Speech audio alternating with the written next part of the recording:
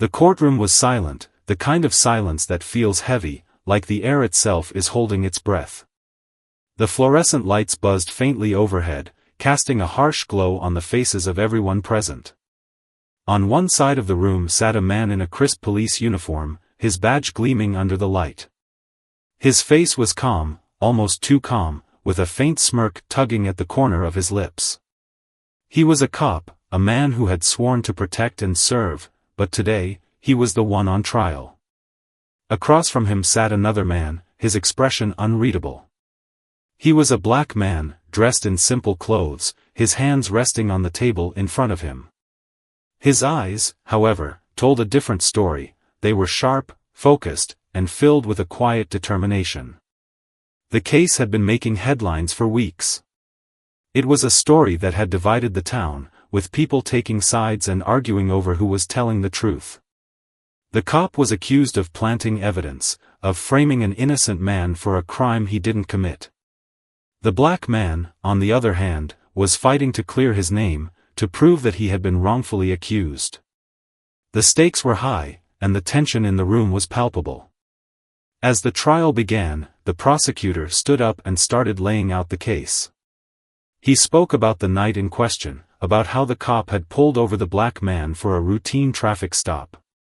He described how the cop had claimed to have found drugs in the car, how he had arrested the man on the spot. But as the prosecutor spoke, it became clear that there were holes in the story. The evidence didn't add up, and the more he talked, the more it seemed like something wasn't right. The cop's smirk never wavered. He sat there, confident, almost arrogant, as if he knew something no one else did. He had been through this before, and he knew how the system worked.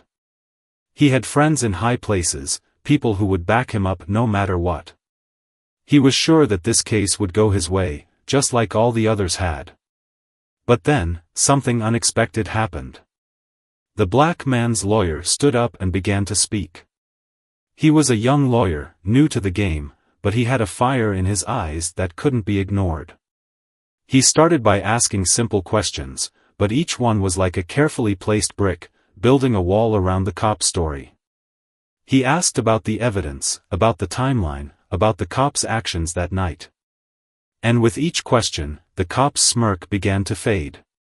The lawyer then called a witness to the stand. It was a woman, a passerby who had been driving by that night. She had seen the traffic stop, had seen what had really happened. As she began to speak, the room fell silent. She described how the cop had been aggressive from the start, how he had searched the car without permission, how he had planted something in the back seat. Her words were clear, her voice steady, and as she spoke, the cop's confidence began to crumble. The prosecutor tried to object, but the damage had already been done. The woman's testimony had opened a door, and the lawyer wasn't about to let it close. He continued to press, to dig, to uncover the truth. And as he did, the cop's smirk disappeared completely, replaced by a look of unease. By the time the first day of the trial was over, the mood in the courtroom had shifted. The cop was no longer the confident, untouchable figure he had been at the start. The black man, on the other hand, sat quietly, his expression still unreadable. But there was something in his eyes, a glimmer of hope, a sense that maybe, just maybe, justice would be served. As the crowd filed out of the courtroom, whispers filled the air. People were talking about what had happened, about the woman's testimony, about the cop's crumbling confidence. The case was far from over, but for the first time, it felt like the truth was within reach. And for the black man, that was enough to keep fighting. The storm was just beginning, and no one knew how it would end. But one thing was clear, this was a story that would change lives, a story that would be remembered for years to come. And as the sun set outside the courthouse, casting long shadows across the steps, the black man took a deep breath and prepared for the battle ahead.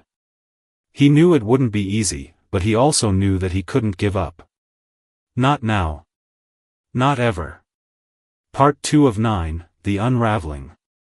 The second day of the trial began much like the first, with the same heavy silence and the same tension in the air. But this time, there was a sense of anticipation, a feeling that something big was about to happen. The cop was back on the stand, his face a mask of forced calm. But his eyes betrayed him, they darted around the room, never settling in one place for too long. He was nervous, and it showed.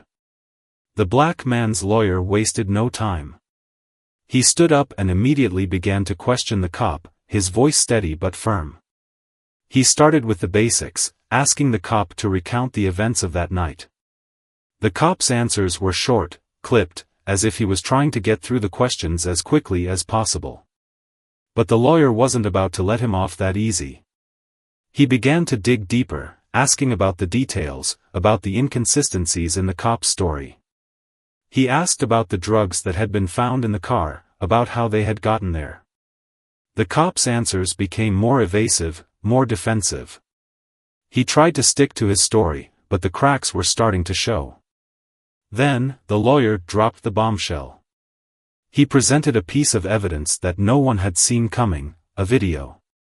It was footage from a security camera at a nearby gas station, and it showed the cop's car pulling up to the second day of the trial began with a quiet tension that seemed to hum in the air. The courtroom was packed, with people sitting shoulder to shoulder, their eyes fixed on the front of the room.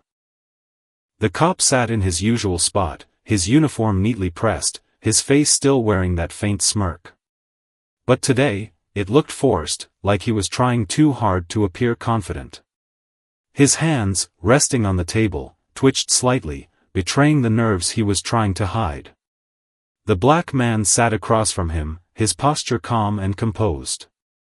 He didn't look at the cop, didn't glance around the room. His focus was entirely on his lawyer, a young man with a sharp mind and a determination that seemed to radiate from him. The lawyer stood up, adjusted his tie, and walked to the center of the room. He didn't waste any time. "Officer," the lawyer began, his voice calm but firm, "can you please walk us through the events of that night one more time?" The cop leaned into the microphone, his voice steady but with a hint of irritation. "I've already explained this. I pulled the defendant over for a broken taillight. During the stop, I noticed suspicious behavior, so I conducted a search of the vehicle. That's when I found the drugs." The lawyer nodded, as if he expected this answer. "And where exactly did you find these drugs?" "In the back seat, under the passenger seat," the cop replied, his tone clipped. The lawyer paused, letting the answer hang in the air for a moment. Then he reached for a folder on his table and pulled out a photograph. He handed it to the bailiff, who passed it to the judge. "Your Honor, this is a photograph of the defendant's car taken the morning after the arrest. As you can see, the passenger seat is bolted to the floor. There is no under the seat." The room erupted in murmurs. The cop's face flushed, and he shifted in his seat. The judge banged his gavel, calling for order, but the damage was already done. The lawyer had planted a seed of doubt, and everyone in the room could see it. The lawyer continued, his tone measured but relentless. "Officer, you testified that you found the drugs under the seat. But as this photo shows, that's impossible. Can you explain this discrepancy?" The cop hesitated, his eyes darting to his own lawyer, who sat stiffly at the defense table. "I must have misspoken," he said finally. "The drugs were in the back seat, not under the seat." The lawyer didn't let up. "So you're saying your initial testimony was incorrect?" I made a mistake," the cop stammered, his smirk now completely gone. The lawyer nodded again, as if he had expected this answer too. He walked back to his table and picked up a small device. "Your Honor, I'd like to play a video for the court." The judge nodded, and the lawyer connected the device to the courtroom's monitor. The screen flickered to life, showing grainy footage from a security camera. The timestamp in the corner indicated it was from the night of the arrest. The video showed the cop's patrol car pulling up behind the black man's vehicle. The cop got out, approached the car, and began speaking to the driver. Everything seemed normal at first. But then, as the cop walked back to his patrol car, something strange happened. He opened the trunk, reached inside, and pulled out a small bag. He glanced around, as if checking to see if anyone was watching, then walked back to the black man's car and leaned inside. The room was dead silent as the video played. When it ended, the lawyer turned to the cop. "Officer, can you explain what we just saw?" The cop's face had gone pale. He opened his mouth to speak, but no words came out. His lawyer jumped to his feet. "Objection, Your Honor. This video has not been authenticated. It could have been tampered with." The judge raised an eyebrow. "Overruled. The officer will answer the question." The cop swallowed hard. I don't recall doing that," he said finally, his voice barely above a whisper. The lawyer didn't press further. He didn't need to. The video had spoken for itself. As he returned to his seat, the black man glanced at him, a small nod of gratitude passing between them. The rest of the day was a blur. The prosecution tried to salvage their case, calling witnesses to testify about the cop's character and his years of service. But the damage had been done. The video had changed everything. As the court adjourned for the day, the cop left the room quickly, avoiding the eyes of everyone around him. The black man, on the other hand, walked out with his head held high. He didn't smile, didn't celebrate. He knew the fight wasn't over yet. But for the first time in a long time, he felt like he had a chance. Outside the courthouse, the sun was setting, casting a golden glow over the streets. The black man took a deep breath, feeling the weight of the day slowly lift from his shoulders. He didn't know what the next day would bring, but he was ready. Ready to keep fighting, ready to prove his innocence.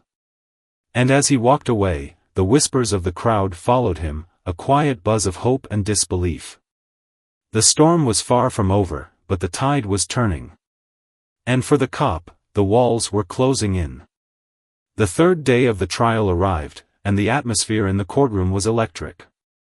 The previous day's revelations had left everyone on edge, and the tension was palpable. The cop sat at the defense table, his usual smirk replaced by a tight-lipped expression. His hands were clenched into fists, and he avoided eye contact with anyone in the room. The black man, on the other hand, sat quietly, his face calm but his eyes sharp, watching every move. The black man's lawyer stood up and addressed the judge. "Your Honor, I'd like to call my next witness to the stand." The judge nodded, and the lawyer turned to the bailiff. "I call Mr. James Carter to the stand." A middle-aged man walked into the courtroom, his steps slow but deliberate. He was dressed in a simple button-up shirt and slacks, his face weathered but kind. He took the oath and sat down, his eyes scanning the room before settling on the lawyer. "Mr. Carter," the lawyer began, "can you please tell the court what you do for a living?" "I'm a mechanic," Mr. Carter replied, his voice steady. "I own a small auto repair shop on the south side of town." The lawyer nodded. "And were you working on the night of the arrest in question?" "Yes, I was," Mr. Carter said. "I was closing up the shop when I saw the patrol car pull over a vehicle just down the street." The lawyer walked closer to the witness stand. "Can you describe what you saw that night?" Mr. Carter took a deep breath. "I saw the officer approach the car and talk to the driver. Everything seemed normal at first. But then, after a few minutes, the officer went back to his patrol car and opened the trunk. He pulled something out, it looked like a small bag, and then he walked back to the driver's car and leaned inside." The room was silent, everyone hanging on Mr. Carter's words. The lawyer paused, letting the testimony sink in. "And what did you do after that?" "I didn't think much of it at the time," Mr. Carter admitted. "But when I heard about the arrest later, I realized something wasn't right. So I came forward." The lawyer turned to the judge. "Your Honor, I'd like to submit Mr. Carter's signed statement into evidence." The judge nodded, and the statement was handed over. The prosecution objected, but the judge overruled, stating that Mr. Carter's testimony was relevant to the case. The lawyer then turned back to Mr. Carter. "One last question. Did you see the officer plant anything in the defendant's car?" Mr. Carter hesitated for a moment, then nodded. "Yes, I did. It looked like he was putting something in the back seat." The room erupted in murmurs, and the judge banged his gavel to restore order. The cop's face was ashen, his hands gripping the edge of the table. The black man's lawyer didn't say anything else. He didn't need to. Mr. Carter's testimony had done the work for him. As Mr. Carter stepped down from the stand, the black man glanced at him, a silent thank you passing between them. The case was far from over, but with each passing day, the truth was becoming harder to ignore. And for the cop, the walls were closing in faster than ever. The fourth day of the trial began with a sense of unease. The cop sat at the defense table, his usual confidence replaced by a visible tension. His lawyer, a seasoned attorney with a reputation for winning tough cases, seemed equally on edge. The black man, however, remained calm, his expression steady as he watched the proceedings unfold. The prosecution called their next witness, a forensic analyst who had examined the evidence in the case. The analyst, a woman in her late 30s with a no-nonsense demeanor, took the stand and began explaining her findings. The drugs found in the defendant's car were consistent with illegal substances commonly sold on the streets, she said, holding up a small evidence bag. However, upon closer examination, I found something unusual. The room leaned in, curious. The analyst continued, the packaging of the drugs had traces of a specific type of adhesive that is not commonly used in street-level drug distribution. It's more commonly found in evidence rooms, where items are tagged and stored. The black man's lawyer stood up, his eyes narrowing. "Are you saying that the drugs could have come from a police evidence room?" The analyst hesitated, choosing her words carefully. "I'm saying that the adhesive is consistent with materials used in evidence rooms. I can't definitively say where the drugs originated, but it's a possibility." The room buzzed with whispers, and the cop's face tightened. His lawyer jumped to his feet. "Objection, Your Honor. This is speculative and irrelevant to the case." The judge considered for a moment before responding. "Overruled. The witness may continue." The analyst went on to explain that the fingerprints found on the drug packaging did not match the black man's. In fact, they didn't match anyone in the system. This raised more questions than answers, and the tension in the room grew. When it was the defense's turn to cross-examine, the cop's lawyer tried to downplay the findings. "Isn't it possible that the adhesive could have come from anywhere? And isn't it common for drug dealers to avoid leaving fingerprints?" The analyst nodded reluctantly. "It's possible, but the combination of factors is unusual." The lawyer pressed further, trying to create doubt, but the damage had been done. The analyst's testimony had planted a seed of suspicion that couldn't be easily dismissed. As the day wore on, the prosecution called another witness, a fellow officer who had worked with the cop for years. The officer took the stand, his face grim. "Do you know the defendant well?" the prosecutor asked. "Yes, we've worked together for over a decade," the officer replied. "Have you ever known him to act unprofessionally or dishonestly?" The officer hesitated, glancing at the cop before answering. "I've never personally witnessed anything like that, but there have been rumors." The prosecutor raised an eyebrow. "What kind of rumors?" The officer shifted uncomfortably. "Just things people say. Nothing concrete." The black man's lawyer stood up. "Your Honor, I move to strike that last statement. Rumors are not evidence." The judge nodded. Sustained. The jury will disregard the witness's last statement. But the damage was done. The cop's reputation, once untouchable, was beginning to crack. As the court adjourned for the day, the cop left the room quickly, his face a mask of frustration. The black man, on the other hand, walked out with a quiet determination. He knew the case was far from over, but with each passing day, the truth was becoming harder to ignore. And for the cop, the pressure was mounting. The walls were closing in, and he could feel the weight of the trial bearing down on him. The breaking point was near, and everyone in the courtroom could sense it. The 5th day of the trial arrived, and the courtroom was packed to capacity. Word had spread about the dramatic revelations of the previous days, and people were eager to see what would happen next.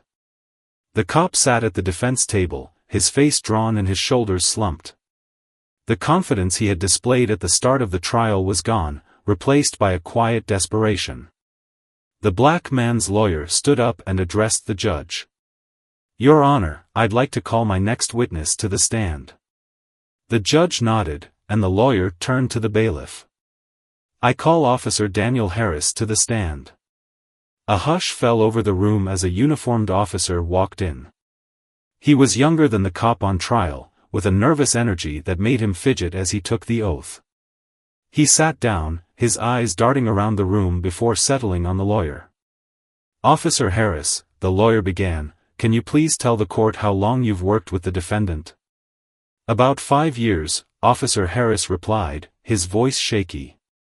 "And during that time, have you ever witnessed any behavior that you found concerning?" Officer Harris hesitated, glancing at the cop before answering. "Yes, I have." The room leaned in, eager to hear what he would say next. The lawyer pressed on. "Can you elaborate?" Officer Harris took a deep breath. "There was one incident, about a year ago. We were on patrol together, and we pulled over a car. The driver was a young guy, maybe in his early 20s. The defendant searched the car and claimed he found drugs in the glove compartment. But I didn't see him find anything. It was like he just produced them out of nowhere." The room erupted in murmurs, and the judge banged his gavel to restore order. The cop's face was pale, his hands gripping the edge of the table. The lawyer continued, his tone calm but relentless. "Did you report this incident?" Officer Harris shook his head. "No. I didn't have proof, and I didn't want to cause trouble. But it didn't sit right with me." The lawyer nodded, letting the testimony sink in. "Thank you, Officer Harris. No further questions." The prosecution tried to salvage the situation during cross-examination, but Officer Harris stood by his statement. The damage had been done, and the cop's credibility was crumbling. As the day progressed, the black man's lawyer called another witness, a former colleague of the cop who had retired a few years earlier. The retired officer took the stand, his face lined with age but his eyes sharp. "Did you ever have any concerns about the defendant's conduct during your time working with him?" the lawyer asked. The retired officer nodded. "Yes. There were a few times when I felt he crossed the line. He had a way of bending the rules to suit himself." The lawyer pressed further. "Can you give an example?" The retired officer hesitated, then spoke. "There was one time when we arrested a suspect, and the defendant insisted on handling the evidence. Later, when the case went to court, some of the evidence was missing. I always wondered if he had something to do with it." The room was silent, the weight of the testimony hanging in the air. The cop's lawyer objected, but the judge overruled, stating that the testimony was relevant. As the court adjourned for the day, the cop left the room quickly, his face a mask of anger and frustration. The black man, on the other hand, walked out with a quiet sense of hope. The tide was turning, and for the first time, he felt like justice might finally be within reach. But the fight wasn't over yet. The storm was still raging, and the final outcome was far from certain. The 6th day of the trial began with a sense of anticipation. The revelations from the previous days had shifted the momentum of the case, and everyone in the courtroom could feel it. The cop sat at the defense table, his face pale and his hands clenched tightly. His lawyer, though still composed, seemed to be struggling to keep up with the mounting evidence against his client. The black man's lawyer stood up and addressed the judge. "Your Honor, I'd like to call my next witness to the stand." The judge nodded, and the lawyer turned to the bailiff. "I call Ms. Linda Torres to the stand." A woman in her early 30s walked into the courtroom. She was dressed simply, her face calm but her eyes filled with determination. She took the oath and sat down, her gaze steady as she looked at the lawyer. "Ms. Torres," the lawyer began, "can you please tell the court what you do for a living?" "I work as a clerk in the evidence room at the police department," she replied, her voice clear and confident. The lawyer nodded. "And how long have you worked there?" "About 6 years," she said. The lawyer walked closer to the witness stand. "Ms. Torres, have you ever noticed anything unusual about the way evidence is handled in your department?" Ms. Torres hesitated for a moment, then nodded. "Yes. There have been a few times when evidence went missing or wasn't properly logged. It didn't happen often, but it was enough to make me suspicious." The room was silent, everyone hanging on her words. The lawyer pressed on. "Can you give an example?" Ms. Torres took a deep breath. "About a year ago, a batch of drugs was brought in as evidence in a case. I logged it in, but a few weeks later, when I went to check on it, it was gone. The records showed that it had been signed out by the defendant." The room erupted in murmurs, and the judge banged his gavel to restore order. The cop's face was ashen, his hands gripping the edge of the table. The lawyer continued, his tone calm but relentless. "Did you report this incident?" Ms. Torres shook her head. "I wanted to, but I was afraid. The defendant had a reputation, and I didn't want to risk my job." The lawyer nodded, letting the testimony sink in. "Thank you, Ms. Torres. No further questions." The prosecution tried to downplay the testimony during cross-examination, but Ms. Torres stood by her statement. The damage had been done, and the cop's credibility was in tatters. As the day progressed, the black man's lawyer called another witness, a former drug dealer who had been arrested by the cop years earlier. The man, now reformed and working as a community outreach worker, took the stand with a quiet dignity. "Did the defendant ever plant evidence on you or anyone you know?" the lawyer asked. The man nodded. "Yes. He did it to me and a few others. He'd pull us over, search our cars, and then suddenly, find drugs that weren't there before. We all knew what he was doing, but no one believed us." The room was silent, the weight of the testimony hanging in the air. The cop's lawyer objected, but the judge overruled, stating that the testimony was relevant. As the court adjourned for the day, the cop left the room quickly, his face a mask of anger and frustration. The black man, on the other hand, walked out with a quiet sense of hope. The hidden truth was coming to light, and for the first time, he felt like justice might finally be within reach. But the fight wasn't over yet. The storm was still raging, and the final outcome was far from certain. The 7th day of the trial arrived, and the tension in the courtroom was at its peak. The cop sat at the defense table, his face pale and his hands trembling slightly. His lawyer, though still composed, seemed to be struggling to keep up with the mounting evidence against his client. The black man, on the other hand, sat quietly, his expression calm but his eyes sharp, watching every move. The black man's lawyer stood up and addressed the judge. "Your Honor, I'd like to call my final witness to the stand." The judge nodded, and the lawyer turned to the bailiff. "I call Detective Michael Reynolds to the stand." A tall, broad-shouldered man in his late 40s walked into the courtroom.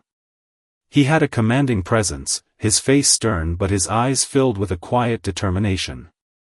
He took the oath and sat down, his gaze steady as he looked at the lawyer. "Detective Reynolds," the lawyer began, "can you please tell the court how long you've been with the police department?" 22 years, Detective Reynolds replied, his voice deep and steady. The lawyer nodded. "And during that time, have you ever worked with the defendant?" "Yes, I have," Detective Reynolds said. We worked together for about 5 years. The lawyer walked closer to the witness stand. Detective Reynolds, have you ever had any concerns about the defendant's conduct during your time working with him? Detective Reynolds hesitated for a moment, then nodded. Yes. There were a few times when I felt he crossed the line. He had a way of bending the rules to suit himself. The room was silent, everyone hanging on his words. The lawyer pressed on. Can you give an example? Detective Reynolds took a deep breath. There was one time when we arrested a suspect, and the defendant insisted on handling the evidence. Later, when the case went to court, some of the evidence was missing. I always wondered if he had something to do with it. The room erupted in murmurs, and the judge banged his gavel to restore order. The cop's face was ashen, his hands gripping the edge of the table. The lawyer continued, his tone calm but relentless. Did you report this incident? Detective Reynolds shook his head. I wanted to, but I didn't have proof. And without proof, it would have been my word against his. The lawyer nodded, letting the testimony sink in. Thank you, Detective Reynolds. No further questions. The prosecution tried to downplay the testimony during cross-examination, but Detective Reynolds stood by his statement. The damage had been done, and the cop's credibility was in tatters. As the day progressed, the black man's lawyer called another witness, a former drug dealer who had been arrested by the cop years earlier. The man, now reformed and working as a community outreach worker, took the stand with a quiet dignity. Did the defendant ever plant evidence on you or anyone you know? The lawyer asked. The man nodded. Yes. He did it to me and a few others. He'd pull us over, search our cars, and then suddenly find drugs that weren't there before. We all knew what he was doing, but no one believed us. The room was silent, the weight of the testimony hanging in the air. The cop's lawyer objected, but the judge overruled, stating that the testimony was relevant. As the court adjourned for the day, the cop left the room quickly, his face a mask of anger and frustration. The black man, on the other hand, walked out with a quiet sense of hope. The final blow had been struck, and for the first time, he felt like justice might finally be within reach. But the fight wasn't over yet. The storm was still raging, and the final outcome was far from certain. The 8th day of the trial arrived, and the courtroom was filled to the brim. The air was thick with anticipation as everyone waited for the closing arguments to begin. The cop sat at the defense table, his face pale and his hands clenched tightly. His lawyer, though still composed, seemed to be struggling to maintain his composure. The black man, on the other hand, sat quietly, his expression calm but his eyes sharp, watching every move. The judge called the court to order, and the prosecution stood up to deliver their closing argument. The prosecutor, a tall man with a commanding presence, walked to the center of the room and began speaking. Ladies and gentlemen of the jury, he began, his voice steady and firm, this case is about trust. Trust in the system, trust in the law, and trust in the men and women who are sworn to protect and serve. The defendant, a police officer, has been accused of betraying that trust. He has been accused of planting evidence, of framing an innocent man, and of abusing his power. The prosecutor paused, letting his words sink in. But let's not forget, he continued, that the defendant is innocent until proven guilty. The burden of proof lies with the prosecution, and we must prove beyond a reasonable doubt that the defendant is guilty of these charges. The defense has presented a compelling case, and it is up to you, the jury, to decide whether the prosecution has met its burden. The prosecutor went on to summarize the evidence, pointing out the inconsistencies in the prosecution's case and emphasizing the lack of concrete proof. He urged the jury to consider the defendant's years of service and the lack of prior complaints against him. When the prosecutor finished, the black man's lawyer stood up and walked to the center of the room. He took a deep breath and began his closing argument. Ladies and gentlemen of the jury, he began, his voice calm but firm, this case is about justice. Justice for an innocent man who was wrongfully accused, and justice for a system that has been betrayed. The defendant, a police officer, has been accused of planting evidence, of framing an innocent man, and of abusing his power. But this case is not just about the defendant. It's about the truth. The lawyer paused, letting his words sink in. The truth, he continued, is that the defendant planted evidence in my client's car. The truth is that he abused his power and betrayed the trust of the people he was sworn to protect. The truth is that my client is innocent, and the defendant is guilty. The lawyer went on to summarize the evidence, pointing out the inconsistencies in the defense's case and emphasizing the testimony of the witnesses. He urged the jury to consider the video footage, the forensic evidence, and the testimony of the witnesses. Ladies and gentlemen of the jury, he concluded, his voice steady and firm, the truth is clear. The defendant is guilty, and my client is innocent. I urge you to do the right thing and deliver a verdict that upholds justice and restores trust in the system. As the lawyer finished, the room was silent, the weight of his words hanging in the air. The judge instructed the jury to begin their deliberations, and the courtroom slowly emptied as everyone waited for the verdict. The black man walked out of the courtroom with a quiet sense of hope. The closing arguments had been delivered, and the case was now in the hands of the jury. The fight wasn't over yet, but for the first time, he felt like justice might finally be within reach. But the storm was still raging, and the final outcome was far from certain. The 9th day of the trial arrived, and the courtroom was packed with people. The tension was palpable, a heavy silence hanging over the room as everyone waited for the jury to deliver their verdict. The cop sat at the defense table, his face pale and his hands trembling slightly. His lawyer sat beside him, his expression tense but composed. The black man, on the other hand, sat quietly, his face calm but his eyes sharp, watching every move. The judge called the court to order, and the jury filed into the room. The foreperson, a middle-aged woman with a serious expression, stood up and handed a piece of paper to the bailiff, who passed it to the judge. The judge read it carefully, then handed it back to the foreperson. "Has the jury reached a verdict?" the judge asked. "We have, Your Honor," the foreperson replied, her voice steady. The judge nodded. "Please read the verdict." The foreperson took a deep breath and began reading. "On the charge of planting evidence, we find the defendant guilty."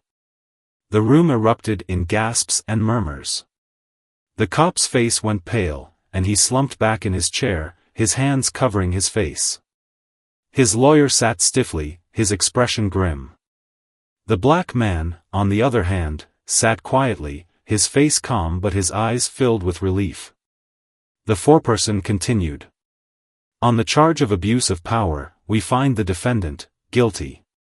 The room was silent, the weight of the verdict hanging in the air. The judge banged his gavel to restore order, then turned to the jury. "Thank you for your service. You are dismissed." As the jury filed out of the room, the judge turned to the cop. "The court will now proceed to sentencing. Do you have anything to say before I pronounce the sentence?" The cop stood up, his face pale and his hands trembling. "Your Honor, I made a mistake. I let my ego get the better of me, and I betrayed the trust of the people I was sworn to protect. I take full responsibility for my actions, and I ask for leniency." The judge nodded, his expression stern. "You have betrayed the trust of the people you were sworn to protect, and you have undermined the integrity of the justice system. For the charge of planting evidence, I sentence you to 5 years in prison. For the charge of abuse of power, I sentence you to 3 years in prison, to be served concurrently. You are also permanently barred from serving as a police officer." The cop slumped back in his chair, his face a mask of despair. The black man, on the other hand, stood up and walked out of the courtroom with a quiet sense of relief. The fight was over, and justice had been served. As he stepped outside, the sun was shining brightly, casting a warm glow over the streets. The black man took a deep breath, feeling the weight of the trial slowly lift from his shoulders. He knew that the road ahead would not be easy, but for the first time in a long time, he felt like he could breathe again. The storm had passed, and the truth had prevailed. And for the black man, that was enough.